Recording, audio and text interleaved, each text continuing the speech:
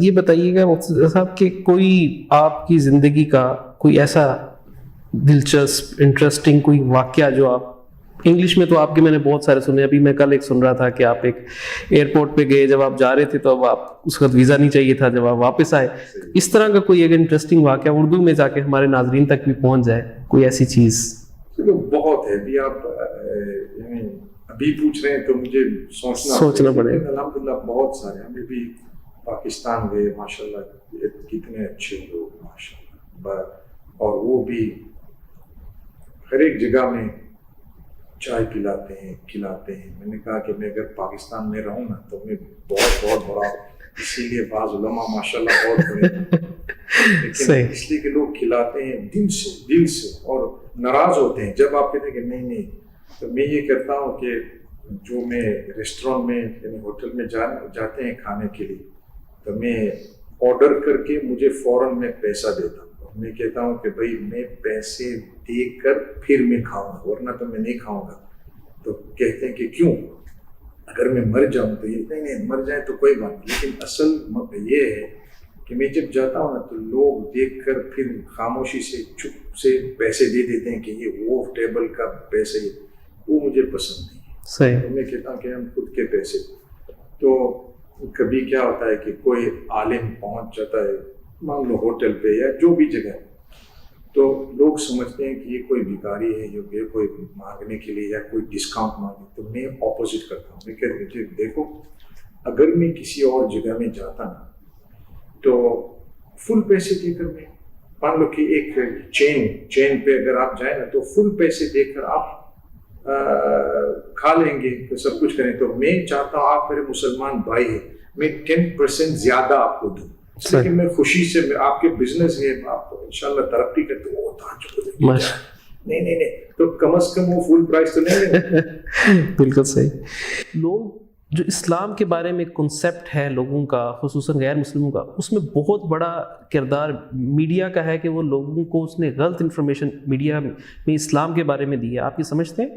وہ تو ہے, وہ یعنی ہمارے طرف سے بھی تھوڑا ایگزیجریشن بھی ہے, لیکن وہ بھی صحیح ہے کہ بعض لوگوں یعنی بالکل یہ مان لو کہ نبی صلی اللہ علیہ وسلم کے بارے میں یہ روزانہ کچھ نہ کچھ کرتے ہیں, روزانہ کچھ نہ کچھ کرتے ہیں. میرا تجربہ یہ ہے کہ وہی لوگ بعد میں مسلمان بنتے ہیں, وہی لوگ, اس لیے کہ یہ ایک کمزوری کی نشانی ہے. شدت عداوت یعنی میں بہت اس کے بعد کیا ہے محبت, اس لیے کہ وہ گر گیا ہے, بالکل نیچے گر گیا. اس کے بعد کیا ہے افسوس. اور وہ رات کو جب سوتا ہے تب کیا ہوتا ہے, بھئی جو کچھ مجھے کرنا تھا وہ میں نے کر لیا, ابھی کیا ہے, ابھی میں دیکھ لوں کتاب میں اگر کچھ اور چیز وہ میں کروں تو وہ کتاب کھول کر دیکھیں گے کہ یہ سیرت نبی صلی اللہ علیہ وسلم کیا ہے کیا نہیں, وہ بالکل اس کو اللہ کرے ہدایت مل جائے. ایسے کتنے ہیں, میں جانتا ہوں, خود میں جانتا ہوں بعض کو.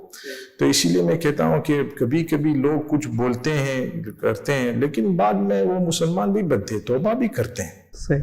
اچھا, آپ کی ایک بک ہے موٹیویشنل مومنٹس, وہ ماشاءاللہ بہت لوگوں نے اس کو پسند کیا, اس کے بارے میں بتائیں, اس کے پبلش کرنے کا خیال کیسے آیا؟ تو کیا ہوا کہ آفٹر سپٹمبر 11 یعنی یہ 11 سال پہلے کی بات ہے, نہیں 11 نہیں 20 سال پہلے, میں نے سوچا تھا کہ یہ نان مسلم جو ہے وہ یوں سمجھتے ہیں کہ کوئی داڑھی والا جو ہے وہ دہشت گرد ہے, تو ہم یہ اچھی بات کریں, کچھ کامن بات کریں جو وہ بھی کہیں کہ نہیں یہ صحیح ہے, اور یہ اگر مسلمان کر رہے تو اس کا مطلب یہ کہ اسلام میں بھی کچھ اچھی باتیں ہیں نا. تو شروع کر دیا. پھر جیسے میں نے آپ کو فیس بک کا بتایا, تو ٹویٹر پہ بھی میں نے شروع کیا اور وہی بات. تو پھر کسی نے مجھے کہا کہ وائی ڈونٹ یو کمپائل دس, یعنی آپ کیوں کمپلیشن نہیں کرتے ہیں, چند اور لوگ پکڑ کے دیکھیں گے, یعنی کوٹیشنز صرف. تو میں نے کہا چلو ٹھیک ہے ہم کر لیں گے. اور پہلی بک میں ہم نے فوٹو ڈالا یعنی کور پہ, لوگوں نے کہا کہ نہیں ہے نہیں.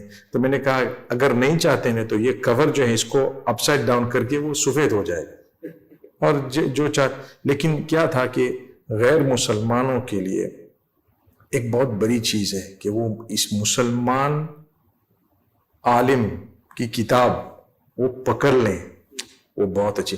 میں نے نہیں دیکھا ہے دنیا میں، ہوگا لیکن میں نے نہیں دیکھا ہے. اور ایک دفعہ میں لندن میں ٹرین میں تھا اور میں نے کسی عورت کے پاس یہ بک دیکھا اور میں نے کہا کہ اللہم لک الحمد. کیوں؟ یہی میرا مقصد تھا کہ وہ پڑھیں تاکہ وہ اگر دیکھ لیں کہ یہ داڑھی والا ہو اور مسلمان ہو اور وہ انہوں نے کتاب خریدی اور وہ دیکھتا ہے اور یوں کرتے ہیں نا، کم از کم جو دشمن ہوتے ہیں دشمن کی دشمنی کو کم کرنا وہ ایک بہت زیادہ دعوت کا کام ہے. ہدایت تو میرے ہاتھ میں نہیں ہے، لیکن دشمن کو جو دشمنی ہے اس کو کم کرنا آپ کے بات سے یا معاملات سے یا جو بھی ہو، وہ بھی دعوت کا کام ہے. تو یہ اس کے پیچھے یہ اور پھر بک 2 اور 3 سب 1 2 یعنی نکلے الحمدللہ. میرے پاس آخری ایک سوال ہے. وہ سوال یہ ہے کہ اس وقت 9/11 کے بعد اور دنیا میں بہت ساری جگہوں پر جو ٹیررسٹ اٹیکس ہوتے ہیں اس میں موسٹلی مسلمان انوالو ہوتے ہیں یا دکھائے جاتے ہیں، واٹ ایور دا ریزنس. آپ اس کو کس نظر سے دیکھتے ہیں کہ یہ اصل اسلام کا چہرہ یہی ہے کیونکہ اب لوگ داڑھی کو اور ان چیزوں کو اسلام سے ریلیٹ کر کے پھر اس کو دہشت گردی اور ان چیزوں سے ریلیٹ کرتے ہیں؟ مسلمانوں میں ایک کانسیپٹ بنا دیا گیا ہے کہ یہ ٹیررسٹ ہوتے ہیں، یہ انتہا پسند ہوتے ہیں. یہ اسلام میں نہیں ہے اور یہ اسلام کا یعنی اسلام کی ٹیچنگز نہیں ہے. لیکن ہم کو اسٹڈی کرنا ہے کہ یہ کیوں کر رہے ہیں. اگر کوئی ریلیجس یا دینی عقیدت سے یہ کر رہے ہیں تو ہم کو اس کا علاج کرنا. لیکن اگر کوئی پولیٹیکل ریزنز ہو، اور اکثر پولیٹیکل ریزنز ہیں میرے خیال سے، اگر کوئی پولیٹیکل ریزنز ہو تو پولیٹیشنز کے ہاتھ میں. آج کل پولیٹیشنز جو کچھ بولنا وہ بول دیتے ہیں اور کیا اس کا کیا ہوتا ہے کیا نہیں ہوتا ہے وہ سوچ بھی نہیں کرتے ہیں کبھی کبھی. تو اس میں ذرا میچورٹی ہونا چاہیے کہ بھئی میرے فالوورز ہے کتنے سارے ملینز پولیٹیشین میں ہوں، اگر میں نے کسی بات کی تو مجھے سوچنا یعنی ضروری ہے کہ بھئی اس سے کیا ہوگا، اور کیلکولیٹڈ یعنی لوگ کیلکولیٹ بھی کرتے ہیں لیکن پھر بعد میں وہ خوش ہوتے ہیں کہ بھئی یہ لوگ انہوں نے یہ کیا ہوا. تو دنیا میں آپ اگر دیکھیں جتنے ملک میں یہ ہو رہا ہے تو یعنی کچھ ہے یا تو سیریس آپریشن یا تو سیریس یعنی ان کی سروائیول کہتے ہیں نا کہ وہ سروائیول کے لیے کچھ کیا، تو اس کا علاج کرنا ضروری ہے. دین اعتبار سے تو جائز نہیں ہے کہ وہ ایسے ہی کوئی آدمی آ کر کسی کو مار ڈالے، یا بلکہ ہم کو تو حیوان یعنی جانور کو بھی ہم کو مدد کرنی چاہیے، اور انسان کو بھی اللہ سبحانہ وتعالیٰ کہتا ہے کہ من احیاہا فکأنما احیا الناس جمیعا، تو وہ بھی ہے. مفتی آخری یہ ہے کہ جو یہ بہت زیادہ کہا جاتا ہے ہر سال کم سے کم 20 30 40 لاکھ لوگ حج پر جاتے ہیں اور عمرے پر تو کروڑوں میں جاتے ہیں، لیکن انفارچونیٹلی ہمیں مسلمان جتنے یہ لوگ عمرے پر حج پر جاتے ہیں پریکٹیکلی چینج ان لائف بہت کم نظر آتا ہے. اور کہا یہ جاتا ہے خصوصاً پاکستان کے بارے میں کہ پاکستان سب سے زیادہ عمرہ اور حج کرنے والے لوگوں میں اور سب سے زیادہ کرپٹ اور اس طرح کے لوگ بھی پاکستان میں ہی پائے جاتے ہیں. آپ کیا سمجھتے ہیں کہ یہ سوری ٹو سے کہ کوئی ایک وہ نہیں بن گیا ہوا، ایک صرف سمبل بن گیا ہوا کہ بس عمرہ کیا حج کیا اور بس اس کے بعد زندگی ختم وہی پرانی؟ کیوں ایسا ہوتا ہے؟ اس میں چینج کیوں نہیں آتا لائف میں لوگوں کے؟ ایک رواج بن گیا ہے.